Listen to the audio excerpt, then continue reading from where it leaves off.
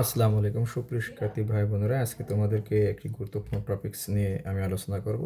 দেখো, তোমরা দেখতে পাচ্ছ যে আমি আজকে যে টপিকসটা আলোচনা করতে যাচ্ছি ইয়েট।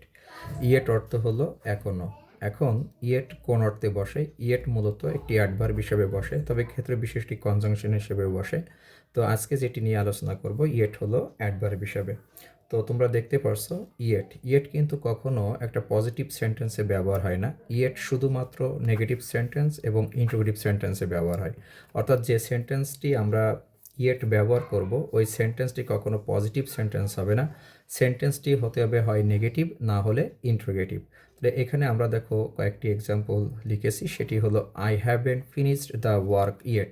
এর অর্থ হলো আমি এখনও কাজটি শেষ করিনি।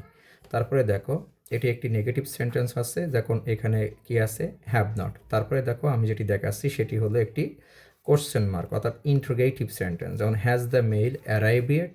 মেইলটি কি এখনো এসেছে? এখানে মেইলটি না বলে তুমি সিটিটিও বলতে পারো, কারণ মেইল মানে হলো সিটি। তারপরে দেখো আরও দুটি সেন্টেন্স লেখা হয়েছে।